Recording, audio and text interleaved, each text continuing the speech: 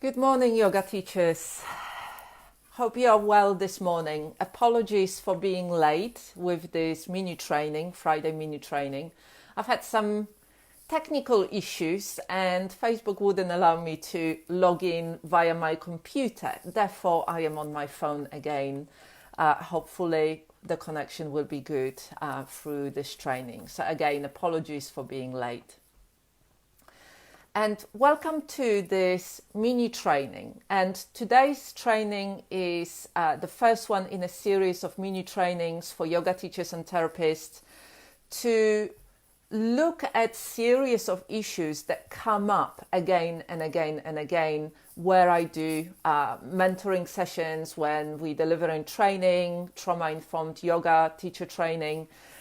These are the kind of topics that keep coming up, and this is why I'd like to do this mini-series to offer support and open the discussion around those subjects. Today's training is around boundaries. So if you are regularly feeling overwhelmed, if you are regularly feeling exhausted, if you struggle to say no and you overcommit, if you work in an unsustainable way, meaning you work loads but not seeing really very good and clear results, then this training is for you.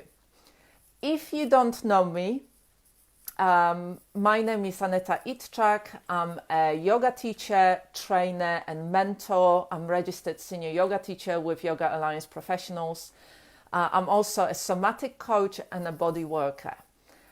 In addition to that, I'm also a founder of Golden Mandala Yoga Soma Institute, providing specialist trainings for yoga teachers and therapists on trauma-informed yoga and embodied resilience, on somatic practices, really supporting yoga teachers to work in trauma-informed and trauma-sensitive ways. So let's come back to this subject of boundaries. So let me just ask you question number one, the first question. How do you feel about boundaries? What's the first thing that comes up for you when I say, how do you feel about boundaries? It might be that it comes up as you feeling really quite grounded around it, you really understand the subject. Or it might be that it comes up for you as, well, I'm not so sure.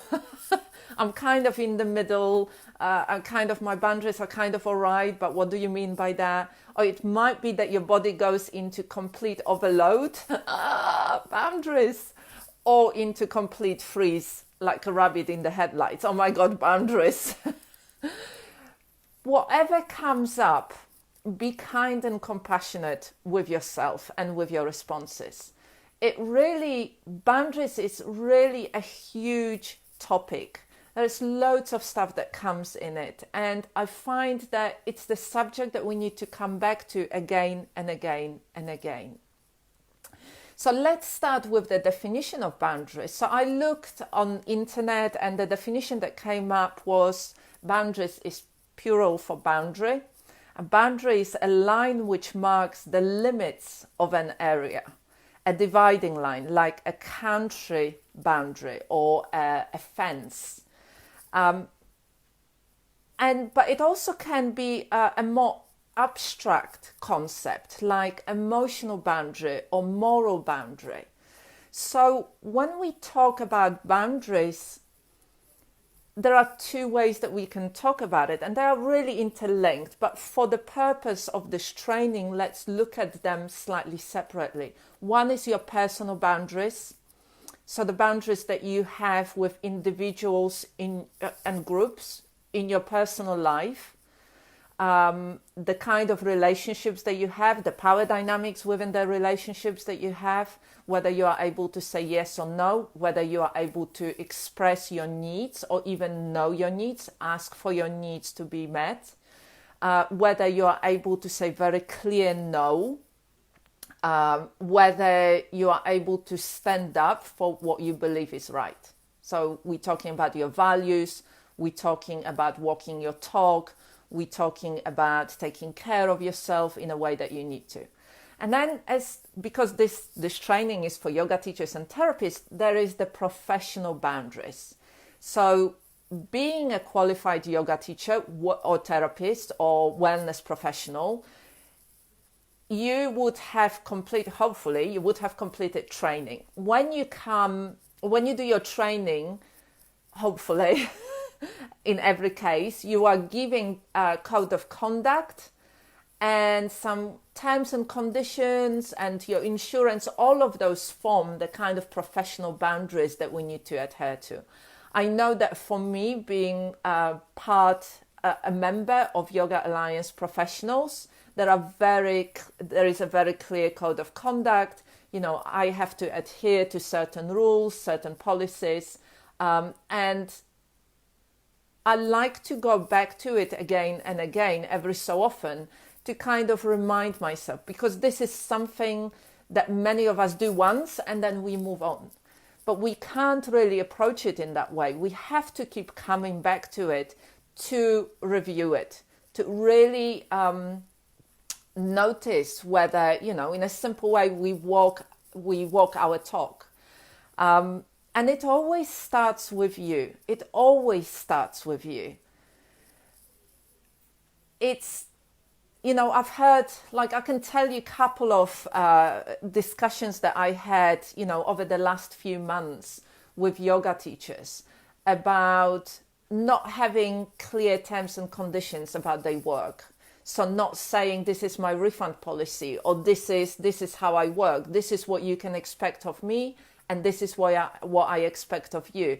And then getting into real trouble around it, because people then back off of the agreement because there is no clear written agreement about the working together. They want refunds. That complicates a lot of things. Clarity is really important when it comes down to boundaries. But it always starts with you. So if you have got, for example, tendency or a need that you might not be so aware of wanting to be liked, of wanting to be accepted, of wanting to befriend people, your students, of basically going into people pleasing or people rescuing, then again and again, you will be putting yourself in a position where this unmet need is driving your behavior. And then you agree to things that then later you really resent or get you into trouble. And the other thing here is, really knowing how you can work in a more sustainable and thriving way for yourself. So the personal stuff and the professional stuff come really together.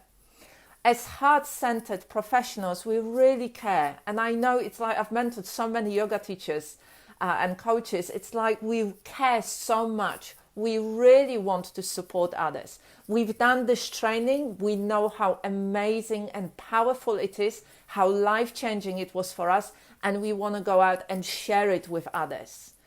And that passion really comes through our relationships. But what's lacking often is that more professional part where we've got boundaries in place. We have very clear terms and conditions. We organize ourselves in a way that our work supports not only our students but also ourselves. So there are 3 things that I would encourage you to do or invite you to do. Number 1, and it always starts with you, is get to know yourself as a person. Get to know yourself. Get to know your nervous system. Get to know what triggers you. Get to know your values. Get to know your beliefs. Get to know from which space you are making those decisions about your life and about your business. And one way that you can do that is to really slow down. Slow down and have your own daily practice of checking in with yourself. Somatic, embodied checking in on a daily basis when you need to make a decision, say yes to something or say no to something, slowing down, taking time to really understand your own responses, how you feel about this, before you commit to anything. This is how you build real deep sense of inner trust and safety for yourself. And it takes a little bit of time, because if you don't already have that kind of practice, it's a little bit like building, or repairing a relationship with your friend. If you have a friend and you've been ignoring them, you've been telling them, not now, I don't have time for this, I don't have time to rest with you, I don't have time to connect with you, I can't focus on that, this is too much, then that friend is not going to be as enthusiastic about connecting with you. You have to build that trust, that sense of inner trust with yourself slowly, again and again. But what it means also for you is that you will be inner-led, that sense of inner leadership, embodied inner leadership, and really walking your talk. When I say yes, I mean yes, because I really want to do that, and this is something that I focus on. It's along the path that I'm going. I really want to contribute, and I want to contribute from this embodied abundance space, rather than really don't want to do it. Everything in me is screaming, but I'm going to ignore it because I think I have to do it for whatever reason. So that's number one. Get to know yourself. Slow down and really connect within before you commit to anything. If you haven't explored your values, I would really invite you to explore your values. Really important stuff. So that's one thing. Also, what it helps with is that we don't end up feeling like we are saying one thing, we're doing something else. And within psychological terms, it's called cognitive dissonance. I feel one thing, but I'm doing something else. My beliefs are one thing, but yet I am doing something else. So if you're teaching, for example, people about rest and pacing themselves and living in line for women around in cycles of really self-nurturing, but you are the one that is running around feeling really stressed, really exhausted, really overwhelmed, that's cognitive dissonance. There will be a part of you within you reminding you, you're not doing it yourself. You're not doing it yourself. Another example for a huge thing that comes up again and again is, as yoga teachers, we say to our students, do your own practice. And I know so many yoga teachers that said to me, my practice is my teaching. I don't have time for my own practice. I'm too busy working. I'm too busy kind of doing all the stuff. So the only time really that I get to do practice is when I'm teaching. And that's not really how it should be. Your own practice is your own practice. Your teaching is what you do as a professional trained yoga teacher or therapist or wellness professional. Your teaching should not have to fulfill your need for your own practice. So that's number one, get to know yourself. Number two is get some support. Get some support. I've worked in social care for 16 years, and 6 years ago, exactly 6 years ago, around this time, I left social care to start teaching and working for myself full time. And when I was in social care, I had loads of support. When I left social care, suddenly I was completely on my own. And so since then, I've built support systems around me. And, I've worked with coaches. I continue working with mentors. I'm part of the groups that hold the space for me through my own process, through my own beliefs, through my business stuff. It's completely invaluable. And what I see a lot of us as yoga teachers that we do is we try to do it on our own. But we become blind to our beliefs, and we are creatures of habit. We will do things in the same way again and again and again. And the problem in here is that, we will say, I want to do this, and then we will do something else. or we will do what we've always done. So a good example from my own life is that my mentor always says to me, like, I have so many ideas and I love creating stuff, and I'm very much into, great, new project, let's do that, and I will go in. And when you've got time and space, you can do that. You can keep, and certainly at the beginning of your working as a yoga teacher or therapist, you've got space. You keep adding new things in. It's really exciting. It's really wonderful. But then at some point, and that was the case with me, you reach the saturation point, in a sense that my schedule is full. And I want to work on this training, and I want to bring this, and I've got 25 years of training, and I want to create this, and I just learned this that fits so well with that, and I want to share it because it's life-changing and it's amazing. And so my mentor always says to me, and somehow I've become blind to it, she always says to me, okay, so you bringing that in, you creating that, what are you going to let go of? Because your schedule is full. You can't really stretch your hours. You only have got certain amount of hours, and you have to rest. So what you're going to let go of as you create this thing, this new thing, this exciting thing that you really feel so passionate about, you can't do all of it. So what are you going to let go of? And so when we work with coaches and mentors, they mirror back to us what they see, because it is from within us. It's really difficult to see it sometimes. And so we can say yes to things that we don't really have either time or emotional capacity or mental capacity to do well. And we can become burnout, we can become exhausted, we can become resentful. It can become a bit too much. So really working with others, having support, being part of groups, having a mentor, having a coach is really, really helpful.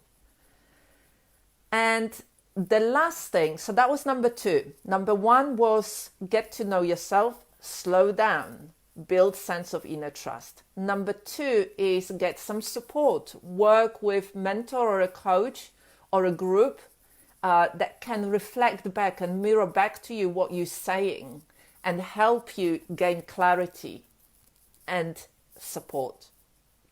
Number 3 is to really become professional. And I mentioned that already at the beginning. The code of conduct, the terms and conditions, the clarity about how we work, what our students can expect from us, what we can expect from our students, having those agreements in place, and really remembering that you are a professional. That if we approach it as a real professional way, in a real professional way, then we create a safe container, safe boundaries. We hold safe space for our students. This is so important when you work with trauma. This is so important when you work with people, maybe who might experience mental health, who experience trauma, who might be in distress.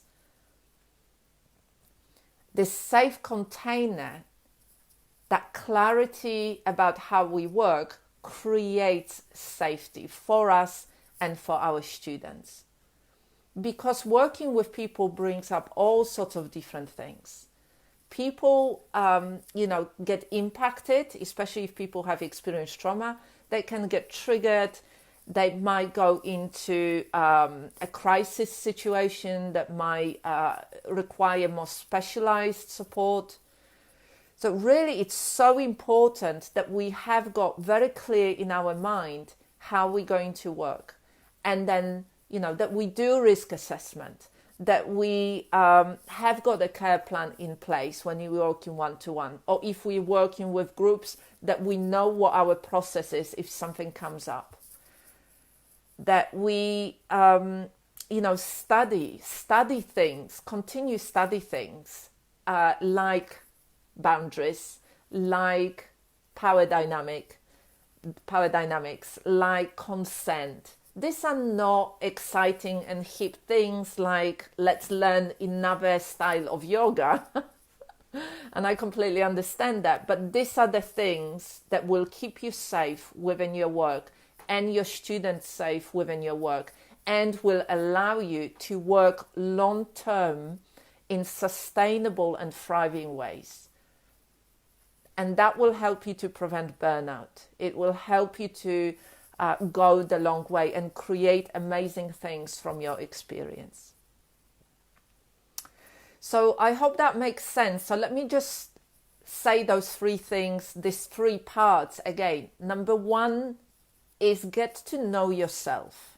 Slow down, build a sense of inner self-trust, really check in with yourself and your nervous system before you say yes or before you say no, before you commit to something or you take action. Number two is get some support from mentors or coaches or groups that really hold the space for you and mirror back to you what you are saying and help you gain clarity. Number three is become professional. Become professional yoga teacher who works with code of conduct, who works with very clear terms and conditions, who has got very clear processes in place, who is aware of the risk, who is trauma-informed or trauma-sensitive trained, who really can support students in a safe way and create a safe container for them, for its students and clients, and for yourself. And above all, as always, be kind and compassionate to yourself. When you nurture self-compassion on a daily basis, it becomes a way that you are. It becomes who you are.